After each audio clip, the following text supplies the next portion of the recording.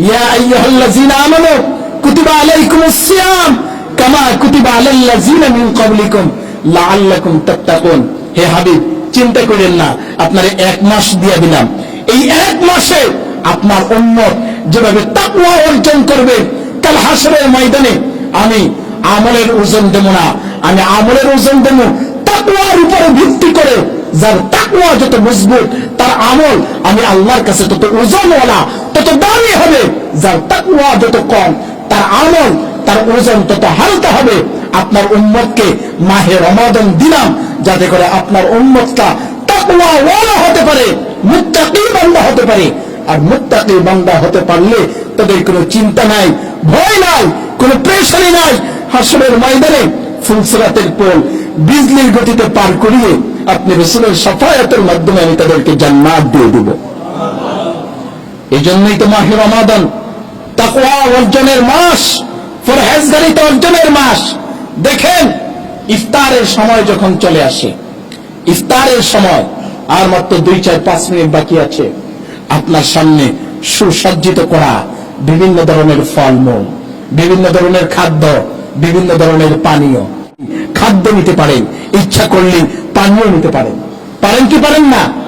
কিন্তু আপনি সময়ের জন্য অপেক্ষা করছেন যে না, এখন পানীয় নেওয়া যাবে না, এখন ফল ফ্রুট নেওয়া যাবে না, এখন খাদ্য গ্রহণ করা যাবে না, এখনো ইফতারের সময় হয় নাই।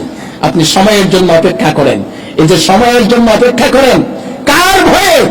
আল্লাহর ভয়ে। কার ভয়ে? আল্লাহর ভয়ে। আপনি যদি খান, পৃথিবীর কোন মানুষ আপনাকে ধরে রাখবে না, নিষেধ করবে না। এই যে মাহে রমাদান মানুষ রোজা রাখে, অসংখ্য মানুষ বেরোজাদার হয়ে দোকানে বসে খাবার খায়, হোটেলে বসে খাবার খায়, বিভিন্ন জায়গাতে খাবার খায়। ধরে রাখা যায়? কেউ তাদেরকে ধরে রাখে না, কেউ তাদেরকে পিটায় না, কেউ তাদেরকে শাস্তির আওতায় আনে না। কিন্তু আপনি রোজা রাখেন, আপনার সামনে খাবার আছে, আপনি খান না। আপনি ইচ্ছা করলে হোটেলে গিয়ে খেতে পারেন, আপনি ইচ্ছা করলে ঘরের কোনায় বসে খেতে পারেন, কিন্তু আপনি খান না।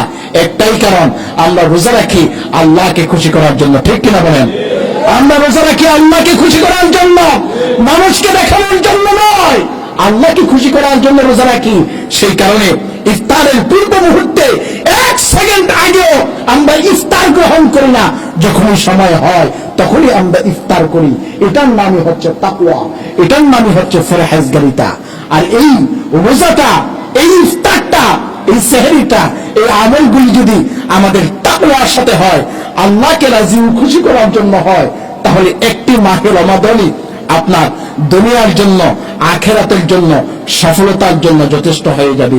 এর চেয়ে বেশি কিছু প্রয়োজন নেই।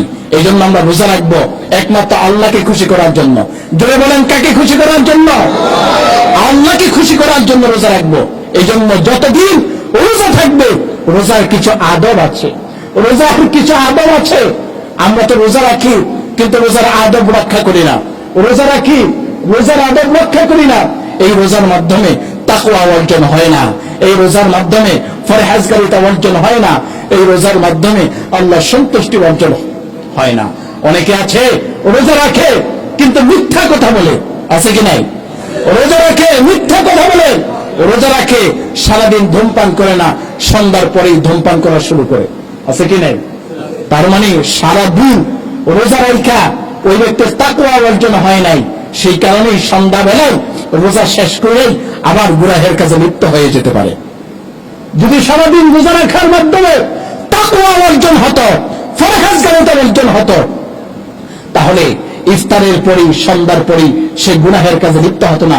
সে চিন্তা করত, আরে সারাদিন খাই নাই আল্লাহকে সন্তুষ্ট করার জন্য, কিন্তু এখন খাবো, এটাও তো আল্লাহ দেখবে।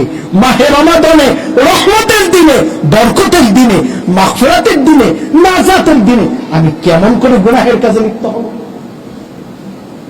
এটার নামই হচ্ছে তাকওয়া, এটার নামই হচ্ছে পরহেজগারিতা। এই জন্য আমাদেরকে রোজার আদব রক্ষা করতে হবে।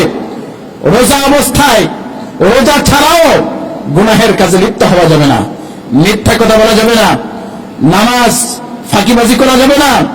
রোজার মধ্যে এই যে ব্যবসা বাণিজ্য করেন, 2 নম্বরই করা যাবে না। রোজার মধ্যে ব্যবসা বাণিজ্যে আমাদের 2 নম্বরই সবচেয়ে বেশি হয়। অন্যান্য ইসলামিক মাইন্ডের মানুষের চরিত্র হওয়া উচিত যে সারা বছরে ব্যবসা করব, রমজান মাসে মানুষের খেদমত করব, কিন্তু আমার দেশের মুসলমানের ব্যবসায়িকদের চিন্তা ভাবনা হয় সারা বছর ব্যবসা যা করছি রমজান মাসে তার চেয়ে ডাবল করব। এই হচ্ছে আমাদের তাকওয়া, এই হচ্ছে আমাদের ফরহেজগারিতা।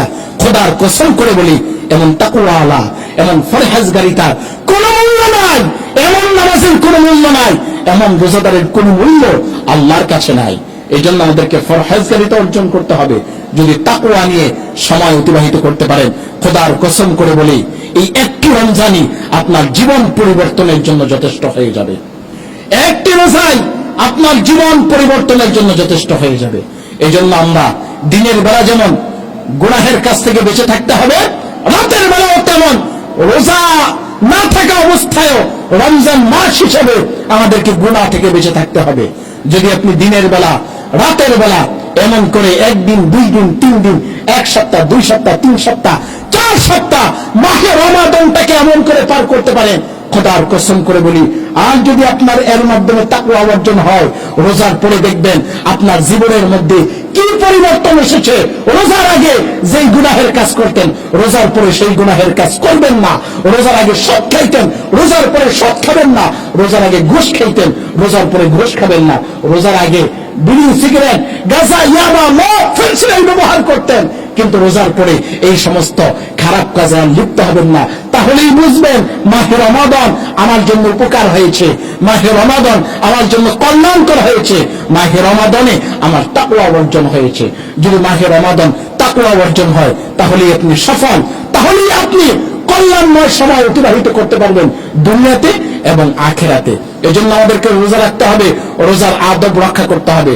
রমজান মাস আমরা মানুষের সবাই প্রত্যেকটি কাজ, প্রত্যেকটি সময় অতিবাহিত করতে হবে। যারা চাকরি করি, আমরা আমাদের কর্মচারীদের উপরে চাকরির সময়গুলিকে লাঘব করে দেওয়া, হালকা করে দেওয়া। আমরা যারা ব্যবসা করি, ব্যবসায় বেশি লাভের আশায় নয়, বরং মানুষের খেদমত হিসাবে, স্বল্প লাভের আশায় আমরা মানুষের খেদমত হিসাবে এই সময়গুলি, এই একটি মাস খেদমত করে যাব। তাহলে দেখবেন আপনার জন্য আল্লাহর পক্ষ থেকে কেমন করে কল্যাণ বরাদ্দ হয়। এই জন্য মাহে রমাদানের আজকে 8টি রোজা অতিবাহিত হতে চলছে, আর মাত্র 22টি রোজা আছে। আমরা চেষ্টা করবো এই মাহে রমাদান থাকতেই আমাদের জন্য আল্লাহর পক্ষ থেকে যেন মাগফিরাত বরাদ্দ হয়, রহমত বরাদ্দ হয়, আমাদের পূর্বপুরুষদের জন্য কবরের আযাব লাঘব হয়, নাজাতের ফয়সালা হয়।